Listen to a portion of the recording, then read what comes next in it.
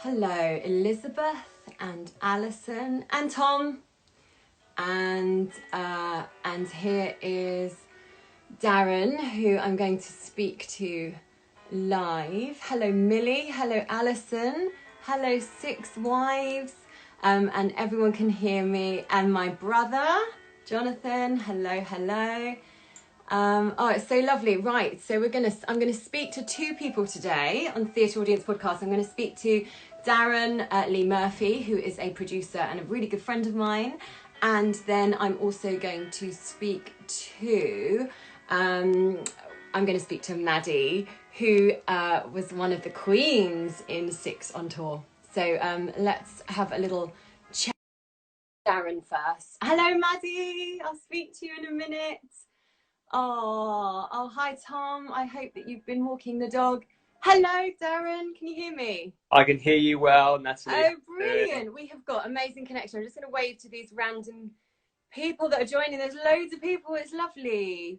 Lovely, lovely, lovely. How are you? I'm very well. I'm drinking some Earl Grey, so I'm very happy. Oh, nice. I've drunk so much tea and coffee today that I decided to just put water in the mug. I was like, literally, I've got real tea. I don't know if you can see that, but yeah. I think I drink more. I'm just going to turn you up a little bit. Maybe turn down the ambient music. It has to be loose tea, though. None of that tea bag shit. Sorry. Shh, like Mum's not listening. Yeah, no, I've got one of them. I do the rosebuds kind of infusion. Oh, very hot. Yeah, very nice. I have to go and source them at Harrods, and I'm down to my last. More, dear. Not anymore. I'm down to the last few. Although they are doing some hampers. Oh, of course they are. Yeah. Spoiler alert, Mum, if you're listening. But it's Mum's birthday, and I was like, well, really want to send loo roll, you know. But no, you can get it now in the supermarkets. I think loo roll, yeah. It's flour. It's flour.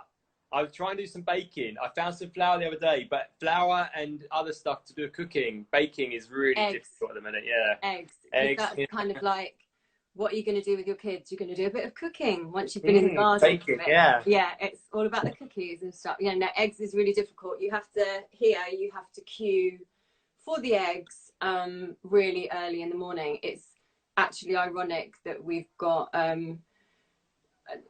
a more elderly lady here who is going to get eggs because she's allowed to shop early in the morning because they come in, they're gone. So it's bizarre.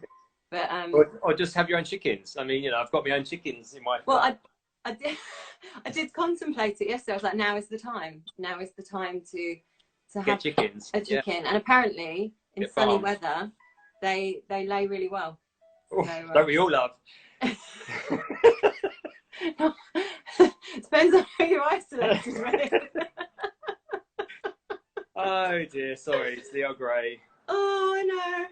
It's Earl Grey o'clock. So how are you doing, Darren? Hello, everyone. Theatre Audience Podcast. We're going to chat some theatre now. We've done tea and eggs and flour. I'm okay. I did a live chat thing yesterday for King's Head Theatre as part of their 1 o'clock thing, which was good, actually. The time just flew by. Like, I could have talked and talked and talked. But yeah, it was still good.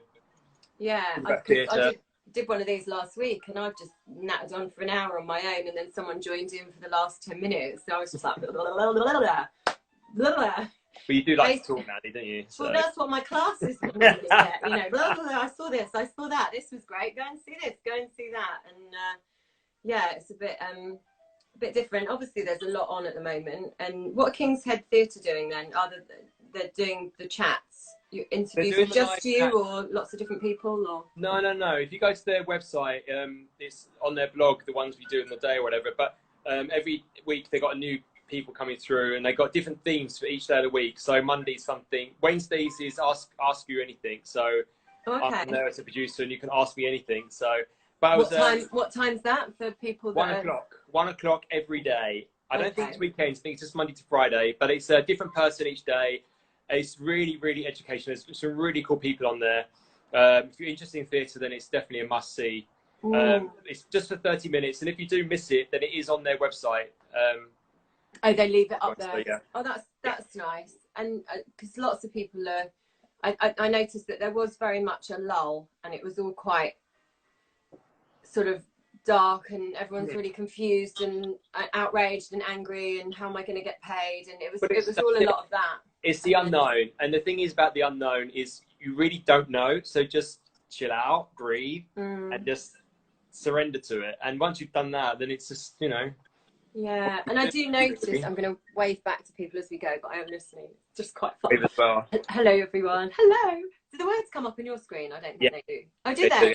Yeah. Oh, fantastic. Oh, cool. Yeah, I've got some of my friends who have tuned in. I've just seen a friend of mine, Richard, and that just said, "Hey, Rich." Oh, hi. Is that Richard? Richard, I met at press night, Richard. No, it's a different one. No. Different Richard. He's a friend of mine. He's actually an amazing musician. He's a beautiful singer.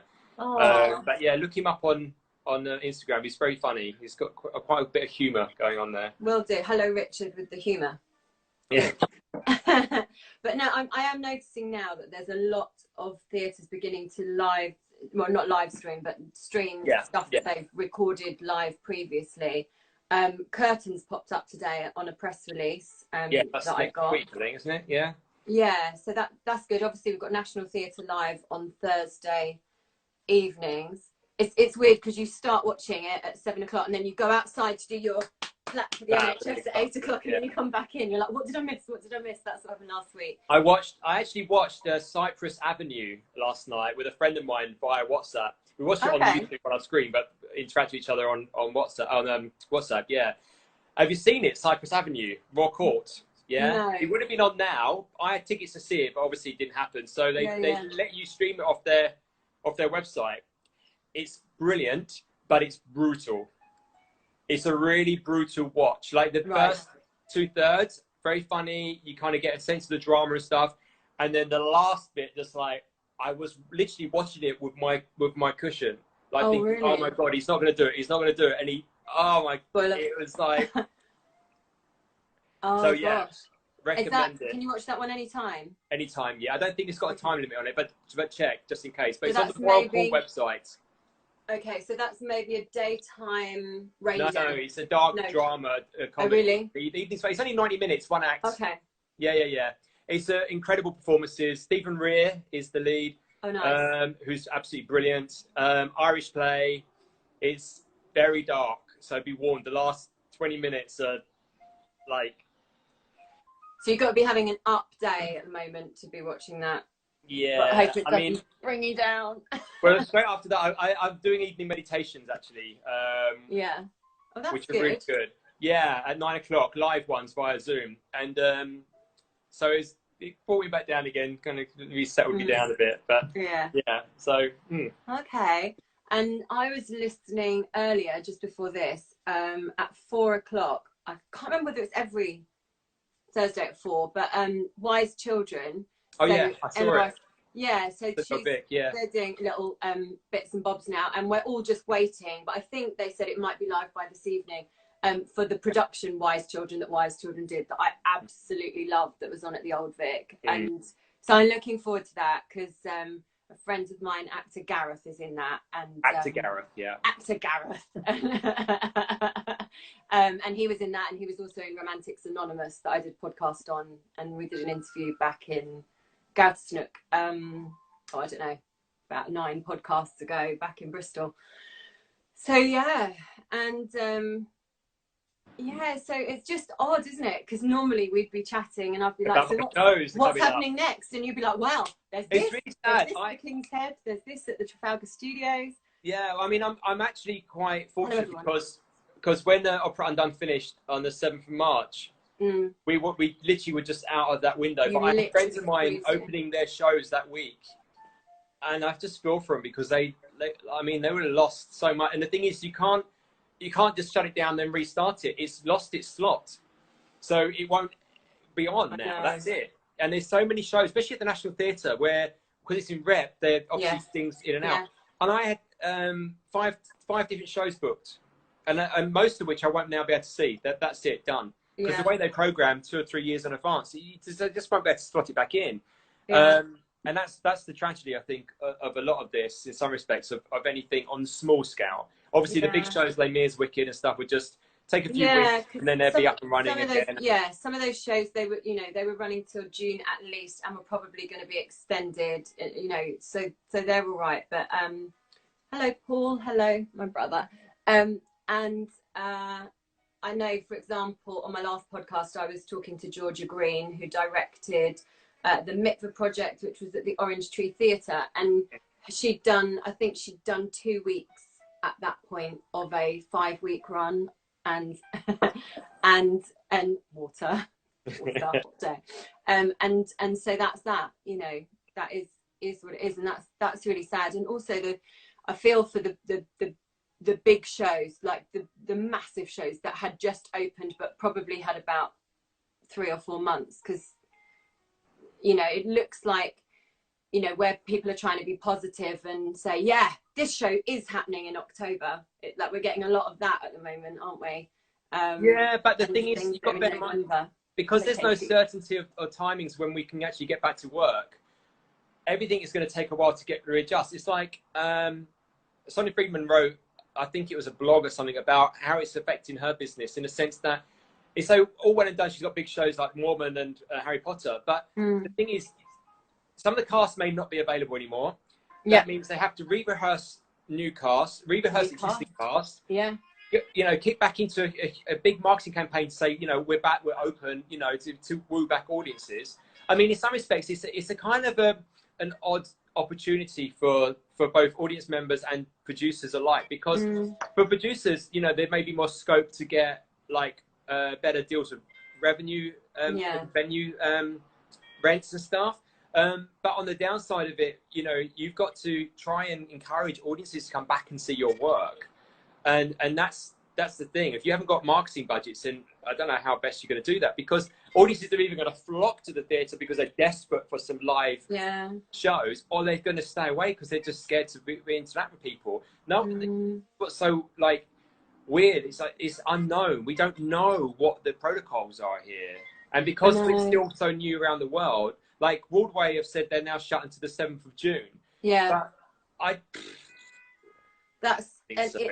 they're just trying to be kind of positive and get people. It's not just that. There is a different scheme of things, because you've got to bear in mind that, for instance, the tickets that have just been now cancelled by the National Theatre are coming in stages, because they don't want to lose that revenue. If they say that shows in August are going to be cancelled, they have to then give back that money. Or they have to offer you something else.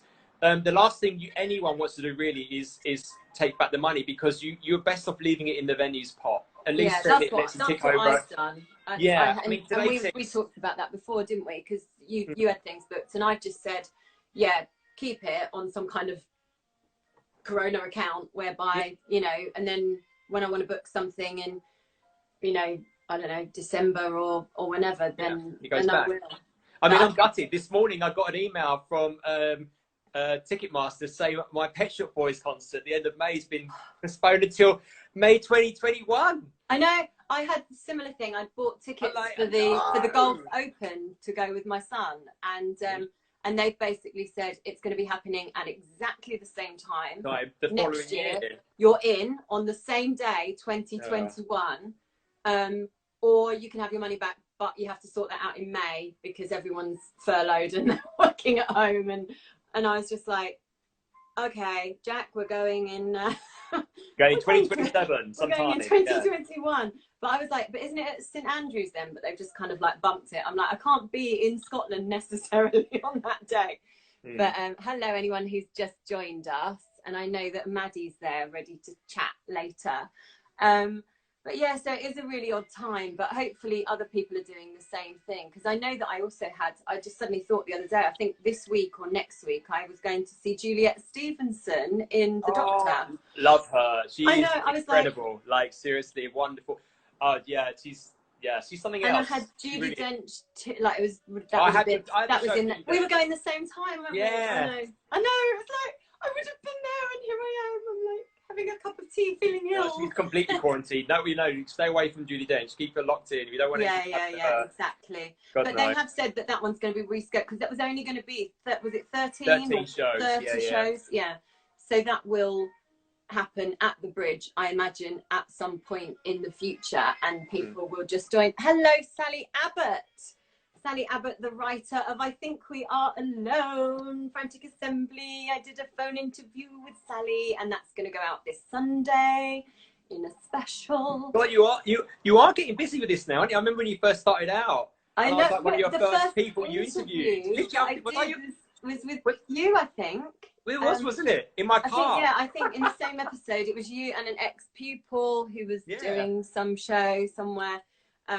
Yeah, we did that first interview in your car. I was like, I hope this works. A little mini microphone. It was cool. Yeah. The quality was good. It was just the odd kind of car going past. But then I have done these interviews in quite random places. After it was the after party of the press night of your Coming Clean at Trafalgar Studios. I ended up doing the interview with Lee in the phone booth outside K-Bar. Because all it was quite late. Classy. All those little labels there for extra activities going on. We were like, oh my God, not been in a phone booth for ages, but it blocked out the sound beautifully because it was quite early in the morning, and suddenly all the vans were packing up. So there you go. So that's a good thing. There's a good tip there. So any actors that want to self-tape, and they want somewhere with a soundproof, going to a phone booth. Absolutely. They're now going to have locks, and you've got to pay the credit card on the outside. Probably, yeah. And then actually actors can leave their little cards there as well, looking for work. Yeah. Also great places to self-isolate. Yeah, I think so. I'd imagine. Hello, Revolution. What are the extra activities? Oh, okay. Someone just wrote that. What are the extra activities? What extra activities? What did I say? We're talking about the phone box. The phone booth, the card. Extra activity. Yeah, use your imagination for that one, I think, Mrs. Tom. I don't know. I tend to bypass the middle of Soho. I'm doing the theatres around the outskirts. And, I was due to see Mary Poppit. There were so many things. And Six, of course. I finally had tickets in the April. I was really struggling to get 2 tickets sat together. And I was quite keen to take my son. So that was going to be an Easter activity, and I was going to revisit Anne Juliet as well. Oh, I love that show. I think that's going to be the first musical I go back and see, because it's so feel good. It just needs something really explosive and stuff that you can sing along to. Yeah. And what's really funny, and not to big up, but I was actually meant to be on a video call with David Bedella, actually after you, but he's postponed. He's pushing back to tomorrow, just just to catch up with him, because I haven't seen him for a couple of months now. I just saw Aaron was just live with someone, I can't remember who, but he was Aaron Blair Mangat. He was just live with someone, and we chatted that was literally, I saw the first lot of previews. I remember the whole team was in and they were making notes, and it was I was very keen to see how it had evolved and kind of progressed since then. But that's another show example, when they reopen, it's going to be tough. Any of those kind of shows now, there's don't ever be deluded to think that they can just open up again and everything's going to be fine. It's not. That's the thing. We need to rehearse those routines, and I think much as actors are incredibly conscientious. There's only so many times you can sing during the day to a backing track to keep yourself going, unless you play or are lucky enough, like myself, to have a husband who plays piano, guitar, drums. How do you? I've got 2 of those. How do you maintain that? What, a drum? Husbands. Oh, 2 husbands. 2 husbands. 2 husbands. Yeah, it's it's stay at home. It's the way to go. Collect husbands. It's what you do. Just wave at people as they walk past my balcony and say, "Hey, have you been quarantined 14 days? Yeah, husband. We're corona free. Yay." Well, yeah, living alone has its perks, but I do my flat's back onto a beautiful park, so every so often I do have a little wander around there, which is nice. You've not got a dog. You've not got a dog. A shitload of scripts. Oh, good. To read. Oh, this is what I've been doing. So, good old Shaky. I was like, I've done 30 in my lifetime, and 6 of them I have never touched. And I worked out that these were predominantly the kings. So King Henry VIII, King John, and Henry IV. But the 6th the Henry VI. I got those down because I'd read them ages ago, and then I just saw all those with my mate Johnny, who was playing Henry VI. Hello, everyone back. Hello, Yes. waving. And I decided, yeah, I'm just going to nail that. And then I've also got this, which I'm very much looking forward to. I do like a big book. You know, I've got a Kindle, but I'm spending a lot of time looking at different sized screens at the moment, at my phone, at iPad, at the laptop, because I'm doing a lot of online prep for when we go live lessons. Oh, really? Is that what you're going to do?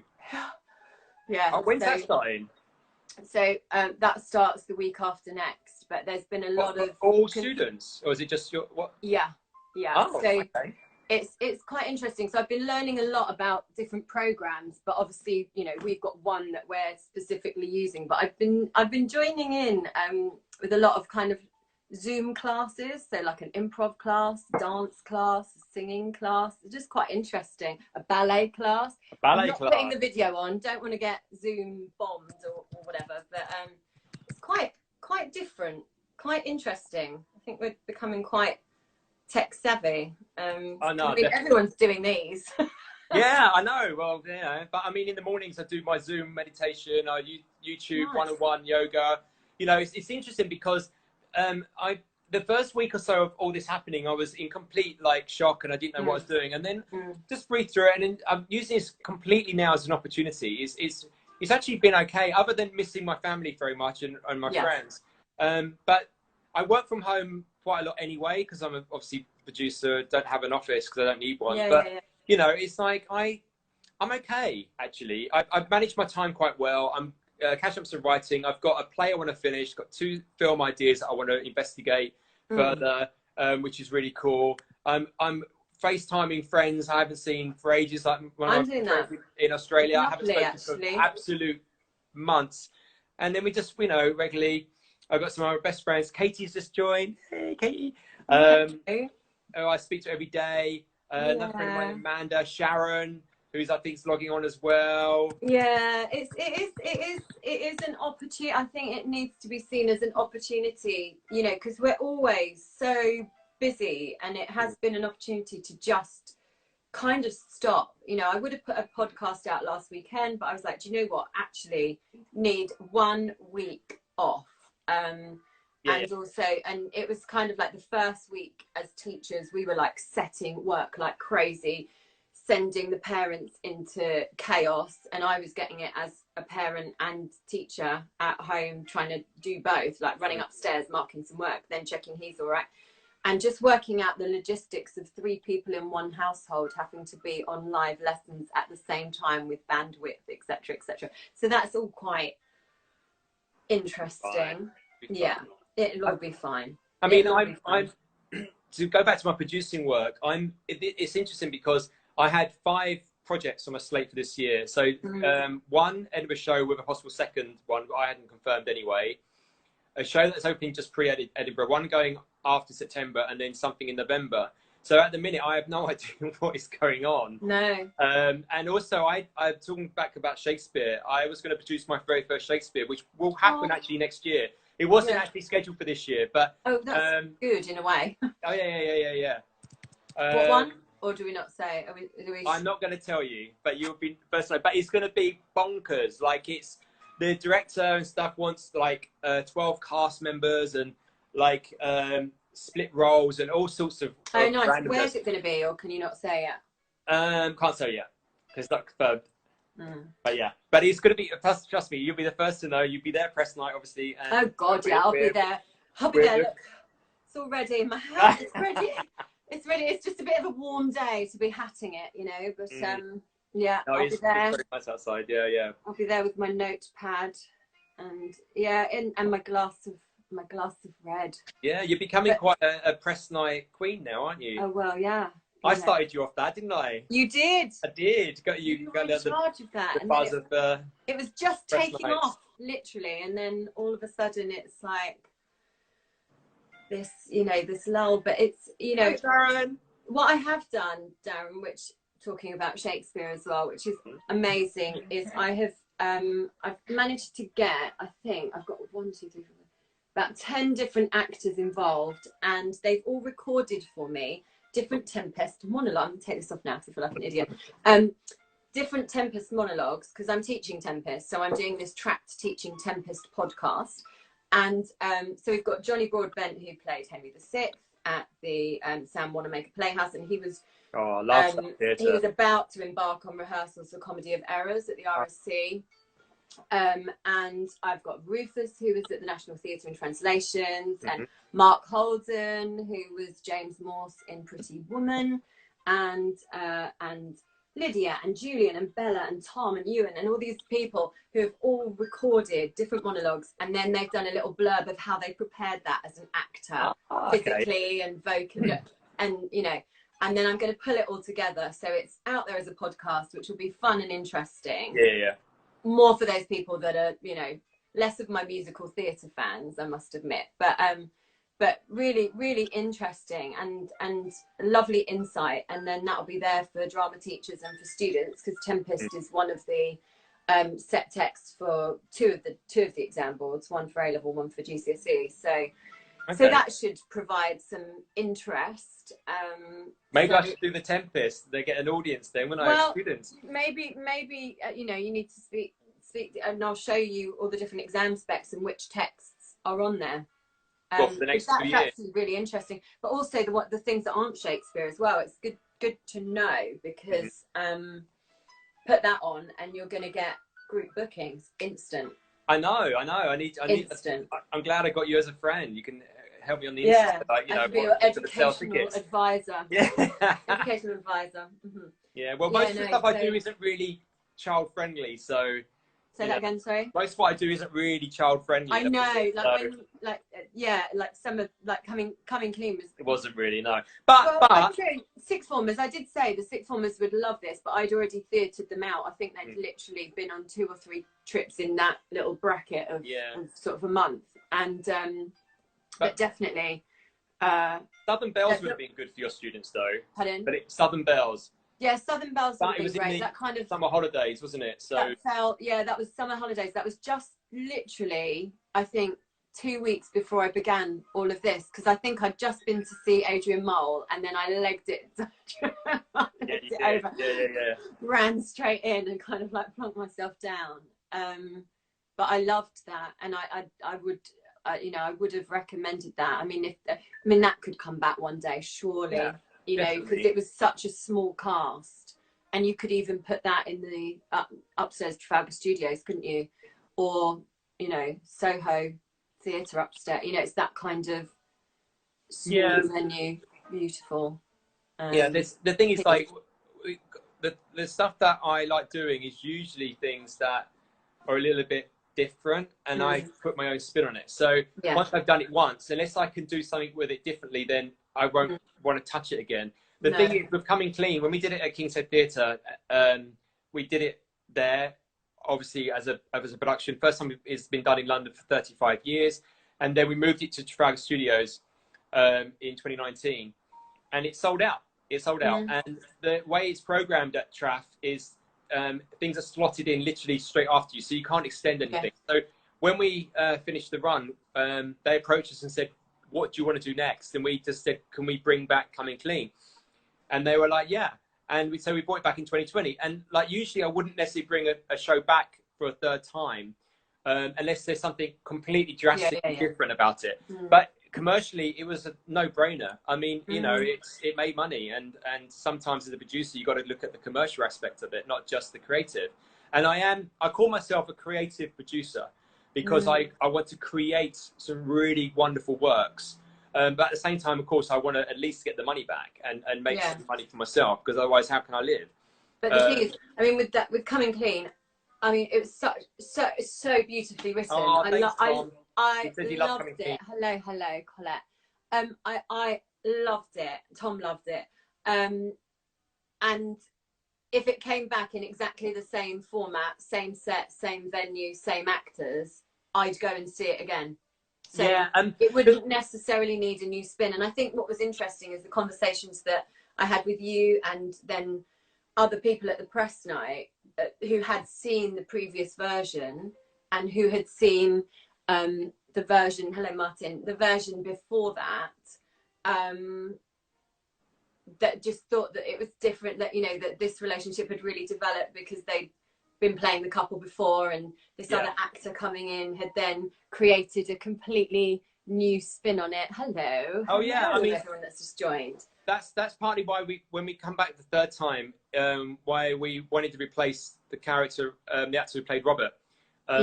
Is just to give it a sense of freshness. But also there was other bits in it as well, which was fresh. For instance, we actually cut quite a bit of, not bit, but some of the text, which sharpened it and made it more snappy.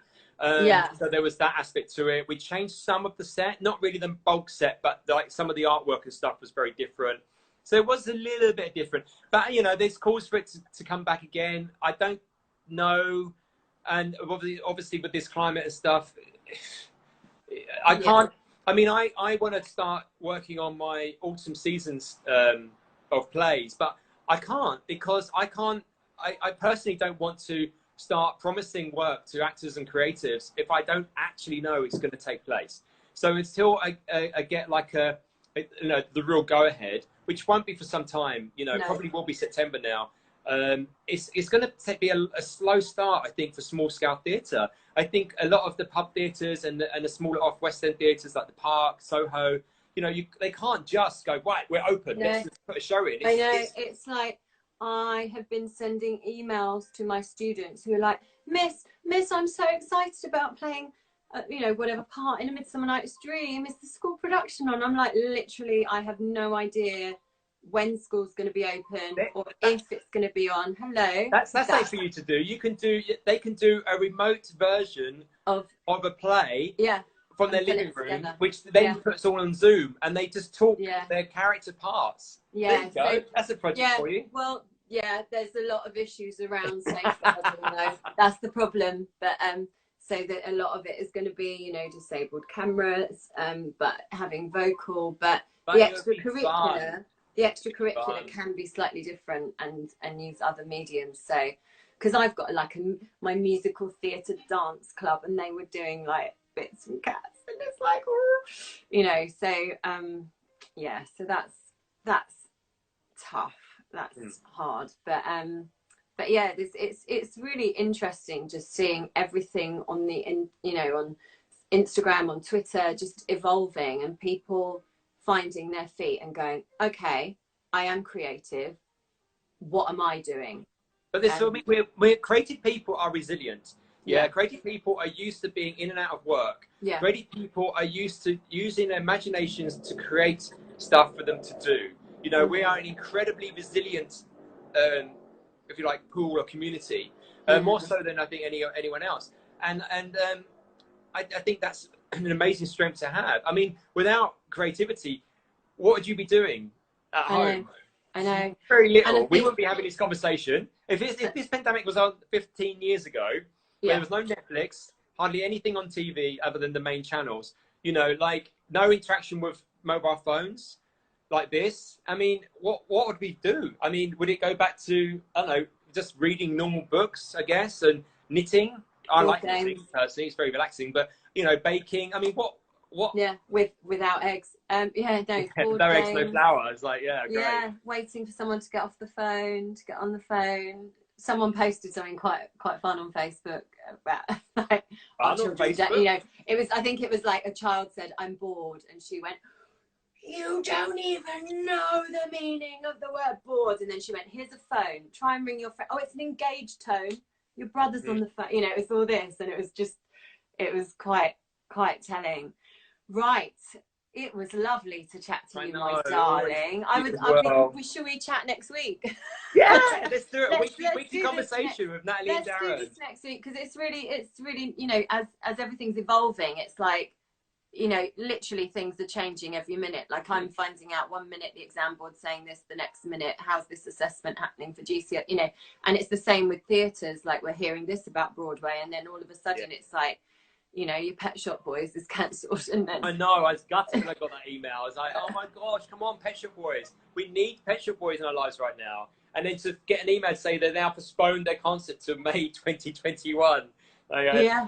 And do you know what's interesting? I thought I was like mad when I booked, I don't know, in December last year, tickets for they shoot horses, don't they, at the Bridge Theatre in November. But now I'm like, I know I'm going to the theatre in November. So that may be the first show that I, podcast on that's not an online show.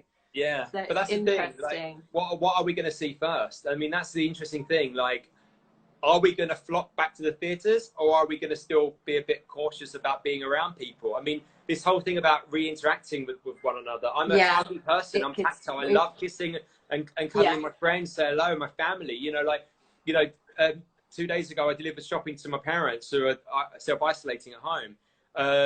They've not been out for just over 2 weeks, and I just want to give them a hug, and I can't. I don't know. I mean, we no one knows what is going to happen. That's the thing. We just have to go with it when if and when, and hope for the best. But I do think that there's me personally as well, a craving for this live aspect of being around people and seeing something together. I mean, like I saw this play last night, as I said, Cypress Avenue, with my friend Sharon, who's on this feed, I think, and it was interesting watching it together but not together, because we both said, right, at 7 o'clock we'll put it on YouTube, and then we FaceTimed each other afterwards. And we were both like, and that's the thing, that's what I missed, like watching something with someone when you got these reactions you're sharing, going, oh my God, did he just say that? Oh my God, did that just happen? You know what I mean? And I think if you're going to watch theatre at home, then try and do it with a friend. Not necessarily in person, but have a pause and then do your interval response. That's it. Interval response. Absolutely. If there is an interval, then why not FaceTime your friend who say, what the, or this is not very good, or whatever, or that performance wasn't nice. I mean, to be fair, it made it, the whole thought of watching theatre on a screen much more appealing, knowing that you're subconsciously watching it with someone else, and then you can have a conversation about it straight after. It's like going to a book club where you're reading the same book and then you can discuss it. It's like the same thing. You're watching a piece of theatre, and then I can discuss it with someone straight after, and that's what made it better. So I've already penciled my friends in for our next theatre trip, which will be, I might do Jesus Christ Superstar on Saturday night. Oh, nice. Oh, I might do that with you. Oh, let's do it together. Yeah. Yay. Because I've not seen, that's the Lloyd Webber version. Yeah, as opposed to the Jamie Lloyd. Yeah, Tim Minchin. So, Well, let's book a time, and we'll sit there. We'll have the interval. We'll have a little gossip in the interval and stuff. Nice. And then we'll chat about it after. And Absolutely. then the next thing I want to do. What's the other play? It came through. I'm definitely going to do Wise Children when that's on. Defo. No, there's some good stuff coming out, and I think also on digital theatre as well. And I was saying this last week, because one of the most beautiful things that I have ever seen was A Disappearing Number, and I know it's on Digital Theatre Plus, but I did see it like about 15 years ago or something, and it's up there in my head, and I don't want to then watch it on screen and it not match what I know I felt in my heart, because I know with things like Beautiful Burnout, that was a Frantic Assembly show, that the first time I saw that, which was in Edinburgh, and it was in a boxing ring, and it, and it actually rotated, it was amazing. Then when I saw it at York Hall about a year later, again it was amazing. I was sat front row, it was like being at a boxing match. And then when I saw it when it transferred, I can't even remember where it transferred to, and it was just end on, I was like, they lost it. Yeah. I know. I was like, and I bigged it up to my students. We'd walked like half of London to get there because we'd gone to the wrong station.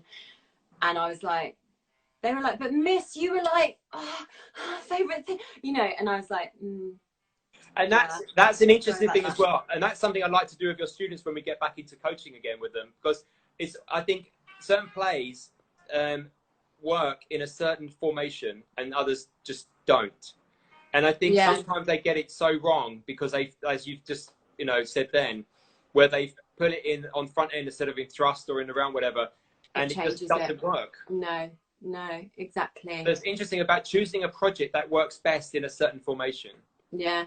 And that's something, and that's interesting, because that will sort of flow into when I chat to Maddie, because she's been in Six the Musical and she's been on tour, and I'm always curious when something's on tour how it has to adapt and change from venue to venue. Does, so that's quite interesting. So thank you Yes, I need a. I've had a whole pot of this. I need a pee break now. You need so a wee. Perfect. Yeah, I've got my water in a mug, and thank you so much for chatting to me, darling. Okay, and, thank you.